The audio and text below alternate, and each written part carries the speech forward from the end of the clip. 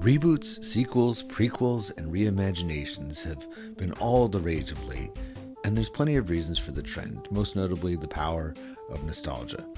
Cobra Kai arrived in 2018 and seemingly out of thin air. As far as I can tell, there wasn't a widespread call for the Karate Kid storyline to continue, especially from a different perspective than the original series of movies from the 1980s. Nostalgia for Daniel LaRusso's saga certainly wasn't a noticeable component of pop culture through the early 2010s. Adam Galloway, the host of the Raised on Film podcast, a program on which I had the pleasure of being a guest to discuss another martial arts production, Teenage Mutant Ninja Turtles, joined me to take a closer look at Cobra Kai and decide how the TV series acts as a reflection of the time period in which it was made.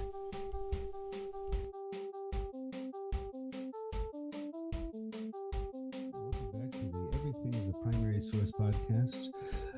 I'm Eric Paul, and today I am here with Adam, who is the host of the Raised on Film podcast. That's how we cross paths, I think, is because I put some feelers out there in one of the several podcast find a guest websites on Facebook, and I said I do pop culture stuff, and then I saw you put one up saying you do pop culture stuff, and so as two pop culturists, it's a good match.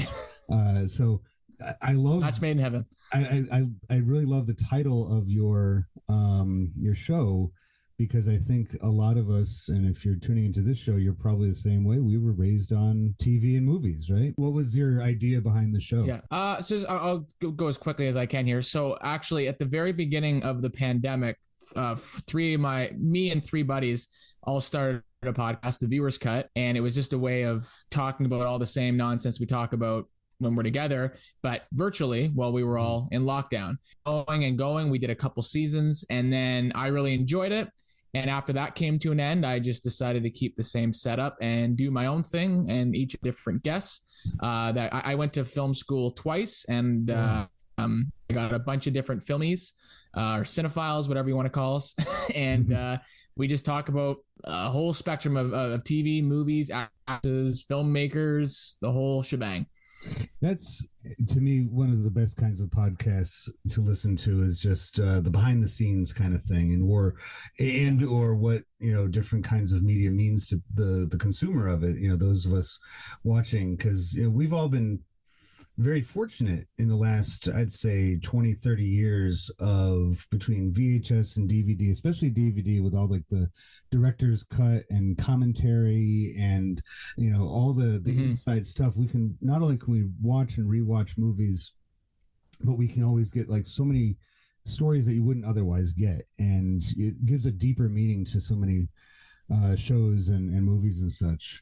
And I'm also hearing from you, I think a lot of people, we know in real time that COVID was, a world-changing event. It changed a lot of people's attitudes about what they wanted to do, and it gave us opportunities to explore, new mediums like podcasting. And so, 30, 40 years from now, people are going to look back and be like, yeah, the early 2020s were a huge shakeup in the way that people saw, the world. But we're going to talk today about Cobra Kai, a TV series that acts as a sequel to the Karate Kid movie, at least the original Karate Kid movies from the 1980s. And that's one of several shows that we could have all binged watched during various lockdowns and quarantines, right? Because it came out just before, about 2 years before, in 2018. What is it about Cobra Kai that appeals to you? Well, it's tough to answer. I have some nostalgia for the Karate Kid, not a lot, but I'm a big nostalgia freak, and I love when things get tackled light. And if you know anything about the Karate Kid, it was a very stereotypical black and white, good guy, bad guy, good guy wins in the end, beating all the obstacles. I mean, it's the same director as Rocky, so it follows a lot of the same formula as Rocky.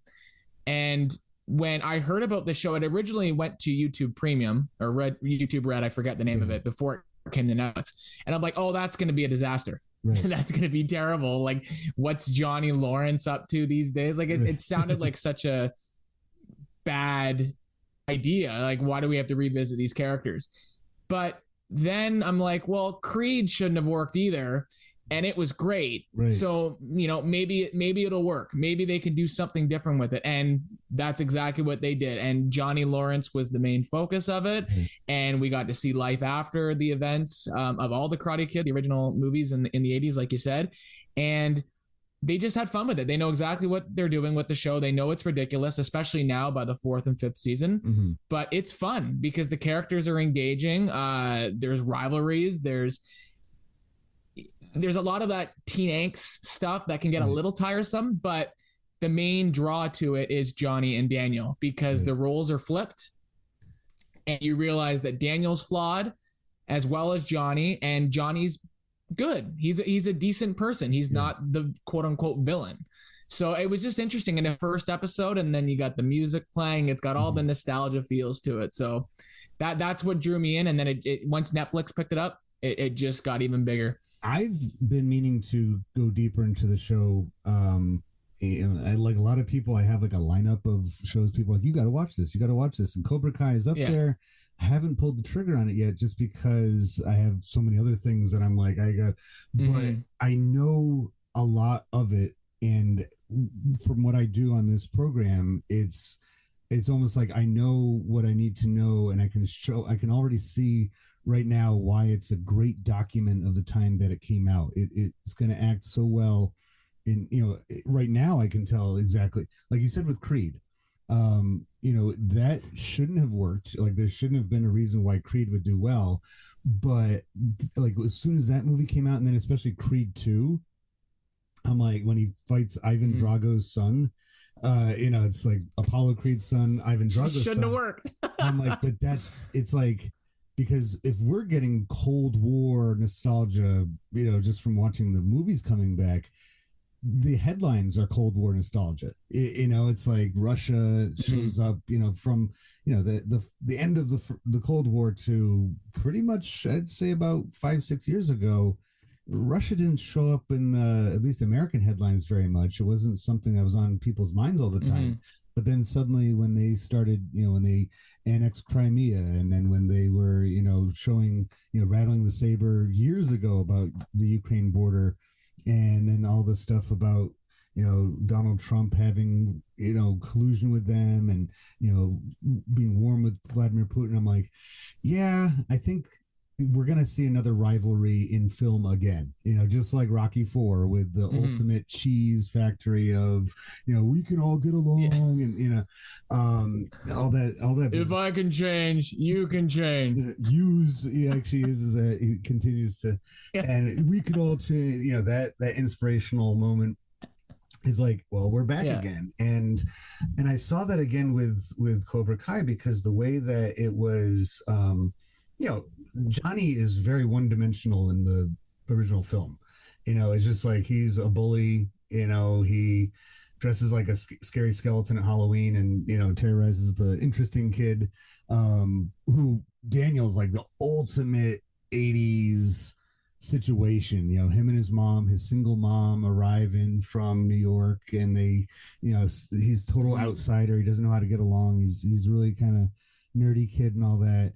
And what a great story for that time period of like you said before, just like the underdog, standing up, and the song that goes along with the best around was originally for Rocky, but then they didn't use it for Rocky, but it fit perfectly in there. So it's like, I read that a couple of years ago. I thought that was interesting. And it's great because those two stories parallel each other so perfectly, and so what worked for Rocky works for Daniel. And so when I remember seeing the trailer for Cobra Kai, and I was intrigued because I'm like, oh yeah, we are pretty much, as a society, we tend to, like the villains in movies, the bad guys, we just toss them aside. Once they're defeated, they're done. We don't care anymore. But suddenly we see this guy, getting off, like pulling himself up off the floor, and he's, covered in filth, and he's like, And I'm like, yeah, this is kind of like, I couldn't help but I'm like, okay, well, here's a guy with blonde hair, kind of a bad tan. He's known for his bully type attitude, and yet he's going to help these kids. Oh, interesting. I like that connection. These underdogs, because that was kind of like the whole Trump campaign was, we're going to stick up for the overlooked population of America. And I was like, yeah, this is totally a 2016, 2017, 2018 product, even if they didn't realize they were doing it. And that's why I picked up on it right away. Was like, yeah, this is now the story that we're going to be telling, is the villain is back, and now he's going to use his, kind of underhanded techniques to help the picked on kids, the ones he would have bullied back in, when he was younger. So for those of you listening to the show for the first time, you are, I'm going to give you a heads up. What we do is we don't necessarily go through these questions in order, but I have a series of dissecting analysis questions that you would do for anything, like say in a museum, like an artifact in a museum, or an archaeologist pulls something out of the ground. They're trying to figure it out and what it can tell them about the time period that they're studying. And so we do the same thing here. And the first question that comes up, and I think we've already touched on it pretty well, is the material it's made from. And that's the Karate Kid world, right? Is there anything else that you think they're pulling from with Cobra Kai, especially after the series is taken off?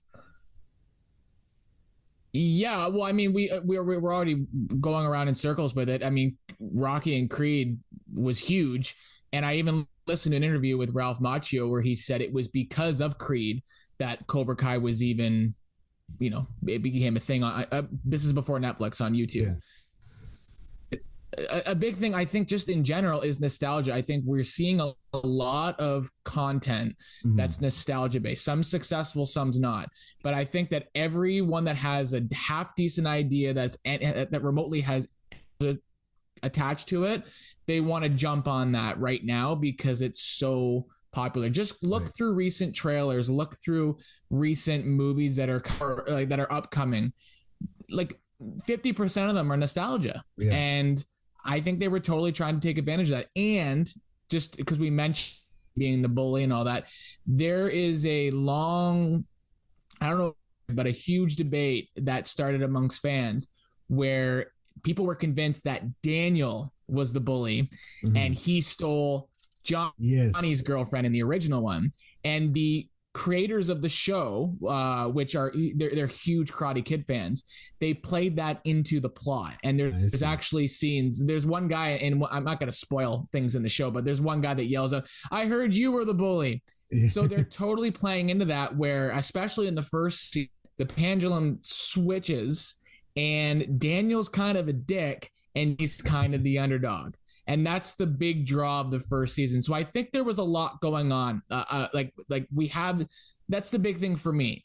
Yeah. If you're anything, what story are you trying to tell? What's the reason for why you're doing? Don't just do it because of nostalgia. Why do you want to tell this story? Oh, we want to tell Johnny the story. We want to see what he's been up to. We want to flip the switch, make it less black and white, make it more gray. We're all human beings. And I think that's the biggest draw. It was made because of those specific reasons. The success of Rock and Creed, bringing that back, nostalgia, and that long-lasting debate, which I think a lot of fans got a kick out of it, because it's not wrong. Like Daniel is the hero of the original one for sure, but there is a little bit of a debate there because he pulls pranks on Johnny too. Absolutely. It's funny that, therefore, I think it's only appropriate that YouTube is where the show originally landed, because I know the first two seasons. YouTube's the factory for all those kinds of theories that fans come up with and put them out there. For a while it was like websites like crack.com and I think BuzzFeed would sometimes play with that kind of stuff too. But YouTube is really where, because reading a theory is not as good as somebody taking clips from a movie and putting it out there. And so it's like right along with the actual show itself. If I'm not mistaken, it was YouTube's first original program, right? Like they'd never I think so. Yes, it was up there, and I remember hearing. And I kind of had to agree with it too when Rian Johnson's stab at a Star Wars movie, The Last Jedi, came out. People put forward like the reason why it was so un-Star Warsy is that, and you had weird stuff like Luke Skywalker immediately throwing the lightsaber over his shoulder and all that kind of business. It was like a way to give a middle finger to the YouTube film theories people, because it's like when the original Star Wars movies came out, people were always talking to each other, on the playground or whatever. Like, I wonder who, is Darth Vader actually Luke Skywalker's dad? But we didn't have this organ that we could use called the internet to everybody proving how much that's a likely thing, and going back and like, if you freeze frame on the trailer you'll see the Knights of Ren and behind them are, I'm like, we've gotten like overload. So I think it's actually very perfect for Cobra Kai to show up and to use that plot line of Daniel being the bully, being the real instigator of the problem, because he is the disruptor. I mean, he's the one that comes from way out of town. Johnny and his friends have already pretty much are set in their ways. They have the social order in their, kind of sorted out. And then here comes this kid, with this, Brooklyn accent, and he's like, and starts, just messing with everybody. And they're like, hey, a little like Rocky. Yeah, we got to exactly, Rocky with that Philadelphia, so I guess they can't, you can't go wrong with that. That accent, right? The Atlantic coast, Eastern accent. So the material, straight up, it's coming from more than just one direction, not just the early 1980s. It's coming from a lot of different places. Because they tried doing Karate Kids. There's one with like Will Smith's son was in a Karate Kid movie. There's Jackie Chan. They did. It was a remake. I forgot what year it was. And then there was the one with what's her Hilary Swank, I think. That was the next Karate Kid. That was the fourth one, I think, in the early 90s. And those didn't take the same way that Cobra Kai has. And I think it's because they really didn't have that. There wasn't as much call for it as it was in the 80s, and then again in the late 2010s. So we talked about who made it, YouTube, and the creators of the show. I think it's very important to have, going back to just to add on to the last comment, it's important to have the original people involved in nostalgia pieces, because without it doesn't land the same way. I was just talking with my wife, actually, we did a podcast episode about A Christmas Story Christmas. And, even though they've done sequels of A Christmas Story, they haven't done as well, because unlike all those ones, this one has most of the original cast in it. So fans are like, this is the genuine article. This isn't just, somebody trying to cash in. So with Cobra Kai, you feel that way too, that it's like, this is the actual sequel, not the next Karate Kid. Yeah, and with the success of the show, they've brought in more people back throughout each season. Like, it's at this point, by the end of season 5, it's ridiculous, all the characters that have come back, and the original actors and actresses in the roles. That's really good. And that says a lot about the power of television these days, doesn't it? Like, because, they're not making a movie, they're making several seasons of a show. And that seems to be a lot more appealing to actors. I forget the name of the show. I was watching some show right around the same time that, we were all in quarantine and, sitting around watching TV all the time. I was watching a program, Big Little Lies or something like that. And it has star-studded cast. It was Reese Witherspoon. And, Oscar winners, Nicole Kidman. And the second season had Meryl Streep. And I'm like, this is a TV show. It's like, how do they get, because that's the way television's going. They've switched places with movies in the modern era. And I think that says something about the makers, if we're including all the actors into their role and status in society. Where would you place people like let's start with Ralph Macchio. I mean, where would you put him in like his status? Yeah, what do you mean? in moviedom. Like when to me, he's Ralph a product Macchio's, of the 80s for sure. I mean, if you if you say Ralph Macchio, you'll either think The Outsiders or The Karate Kid. Yeah. Either or. I mean, or My Cousin Vinny. That's what I was going to say. My yeah. Cousin Vinny is a great movie. I don't know how well it did. I think it did okay. I don't think it was like a bomb or anything. But that was early 90s, if my memory serves me. I think like 92, 91, 92. Yeah, around there, and then after that, I mean, name me a Ralph Macchio movie. Like, I can't even really think of one. He might not even be able to. Yeah. He's like, and like he like, the Karate Kid was huge. Like again, did he get typecast? Maybe. Again, I don't know enough about his career, but that's about it. And that's what, if you kind of watch the seasons in succession, you could see in his performance in the first season, I don't think he quite knew what it was yet. I don't think any of them really did. Right. And then as the show goes on, you can tell everyone, specifically Ralph Macchio, is feeding totally into it. Like, my career is back. Like, this is great. Like, I'm going on interviews now. I'm back in pulp culture. I'm relevant. And the beauty of TV is you can dive deeper into all these characters. Like, you have the first 3 Karate Kid movies that he's in. You get way more character development in the 5 seasons of this show than you got in all 3 of those movies. Like, I'm not a huge fan of the sequels, 2 and 3. I mean, 3 is really schlocky. It's kind of the Rocky 5 of the Karate Kid. And but I mean, even saying that, like, Terry Silver comes back from Karate Kid Part 3, and he was a total schlock fest, so over the top in Karate Kid Part 3, and they dive into his character. So it's so interesting what you can do, and I think actors like that because they have more to work with. Right. And it's almost like because the same thing with the actor who plays Johnny. Like, I don't know anything else he's done. He literally did nothing. He appeared a couple times as Johnny Lawrence. I think Ralph Macchio was on Dancing with the Stars, and Johnny Lawrence was a special guest host as Johnny Lawrence. Don't quote me on that, but I'm pretty sure I saw that. I love when they play with stuff like that. And just throw in like fictional characters into real life settings. And, other than being constantly confusing me with the main bad guy in Revenge of the Nerds. No.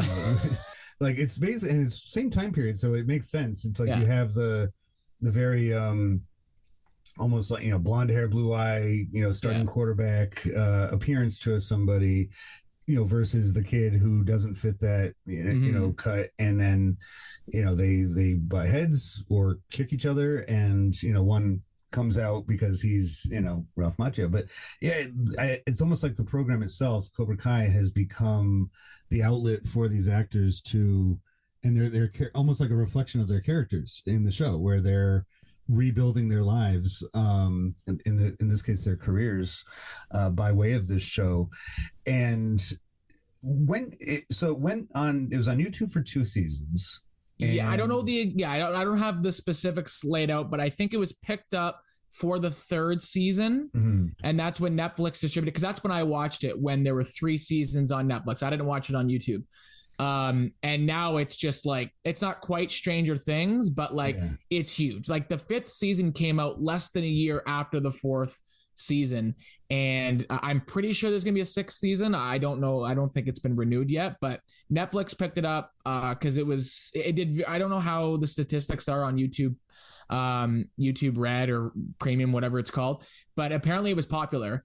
Enough so that Netflix bought it, and it was a great decision on Netflix because it's been huge for them. It wasn't a scenario where it was failing at YouTube and Netflix saved it. It was more like it was doing so good on YouTube that Netflix, like, we have to have it. It could have been. Again, I don't know. Season 2 did end on a decent cliffhanger, so I'm not sure, honestly, either. I would have looked it up. I didn't know, but it could be either one of those stories, but I think it did do well on YouTube, because I think I don't know if it had a broad appeal. I know Karate Kid fans were obsessed with it on YouTube.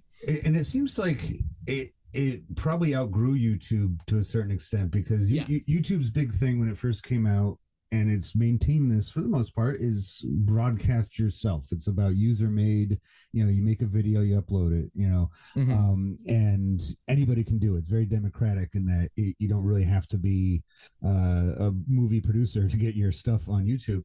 And then Netflix, on the other hand, not everybody can just show up on Netflix. So it's like their status, definitely by 2020, when they or so when they took up Cobra Kai, was to the point where, like you said, they're the Stranger Things, they're the Orange is the New Black channel, they're all these wonderful shows that they're putting out, and they are kind of like the top of the line when it comes to streaming shows. They changed that. They had House of Cards under their belt. They had a whole series of shows that they could point to and say, we make these things deep in pop culture. Like, it's going to be even bigger than what could be on YouTube, because I think YouTube, I don't know, it's just, I don't know if I always go there first when it comes to even renting or buying movies that I'll turn to,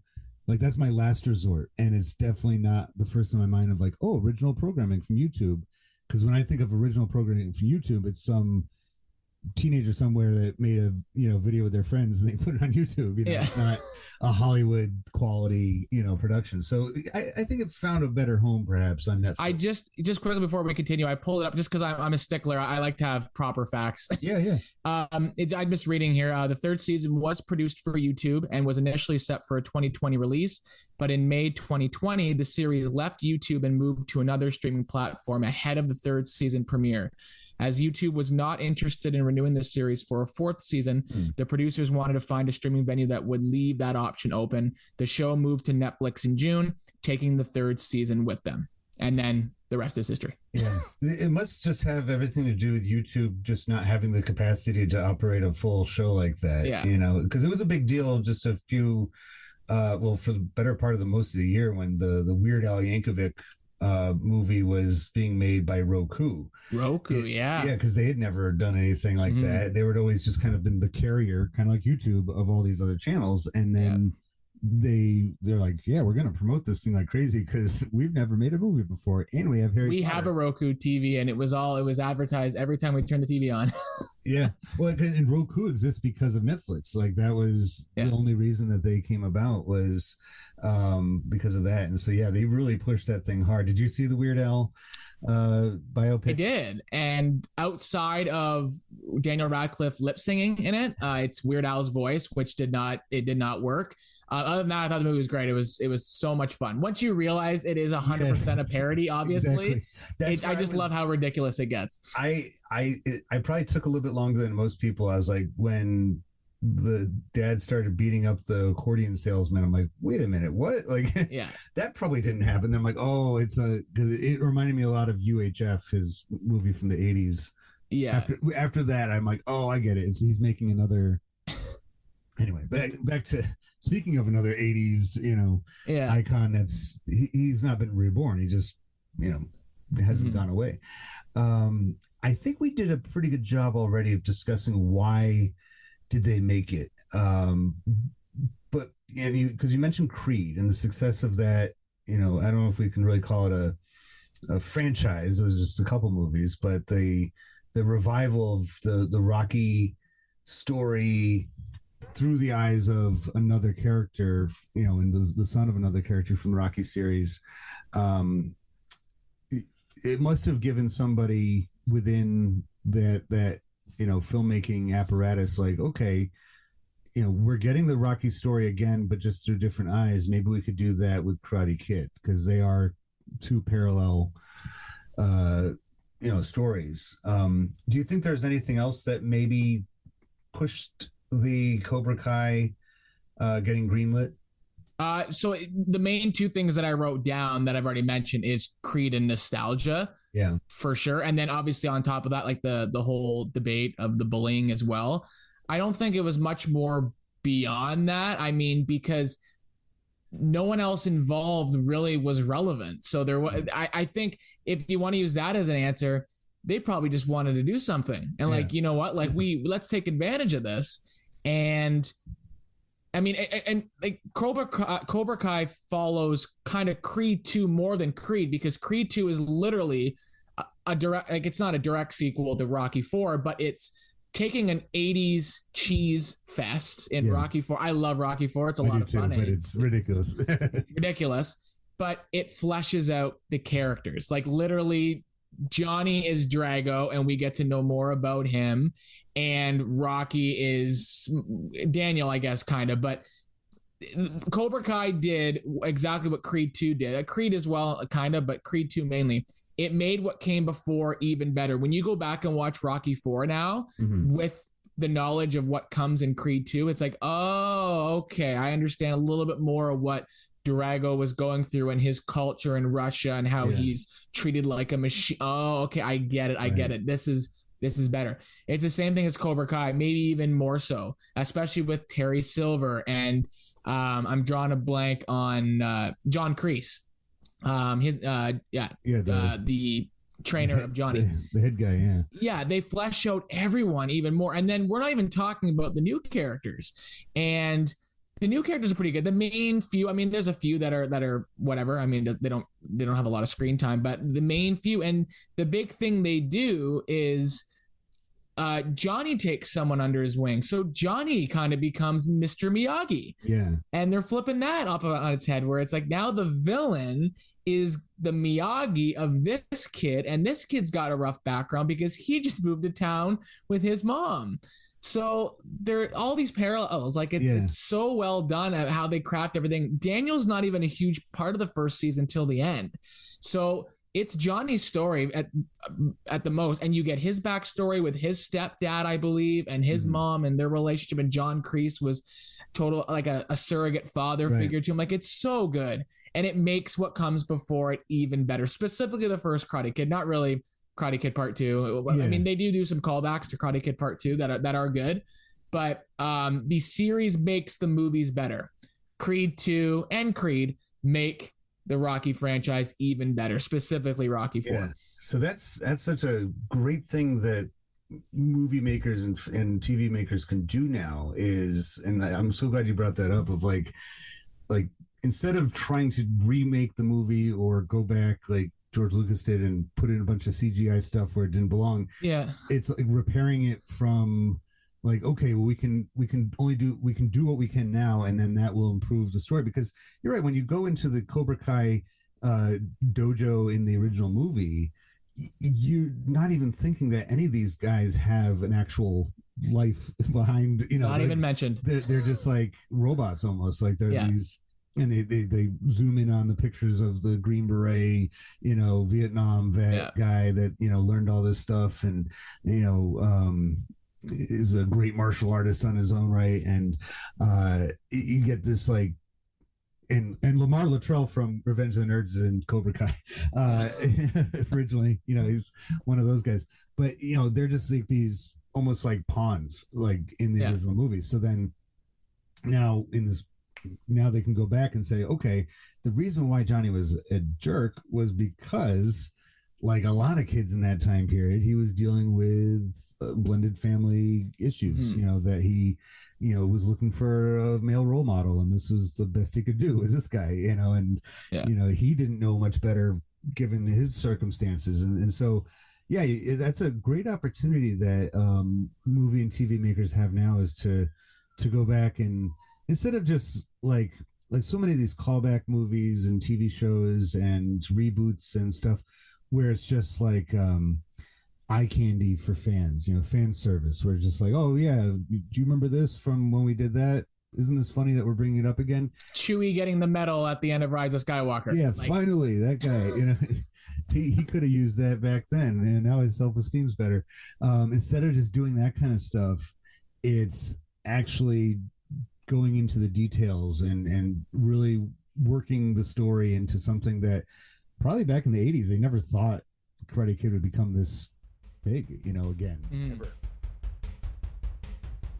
The Karate Kid movies have a strong relationship with the Rocky series of films, starting most notably with a shared director. The Rocky franchise made its first 21st century entry with the 2006 movie Rocky Balboa, a movie written and directed by Sylvester Stallone, and was received quite well by audiences and critics.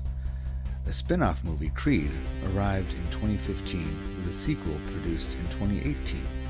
The Karate Kid was remade rather sloppily in 2010, making Cobra Kai the first appearance of the original 1980s storyline since the turn of the century. And because of the success of Rocky's return to the pop culture ring Daniel-san was welcomed back as well.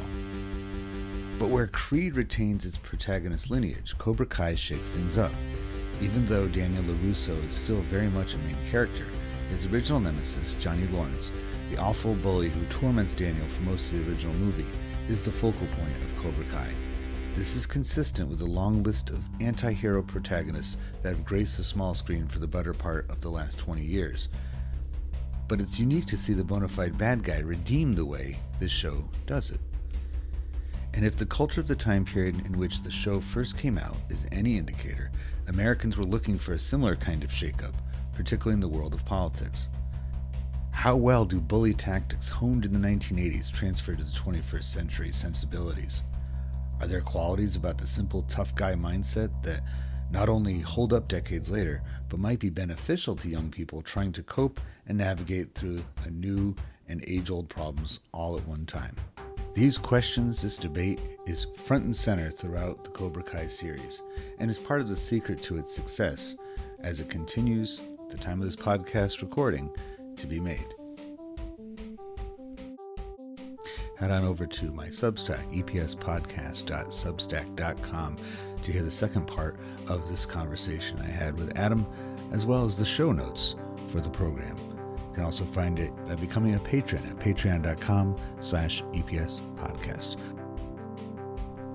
Please join me next time in the EPS podcast, where everything, including Cobra Kai, is a primary source.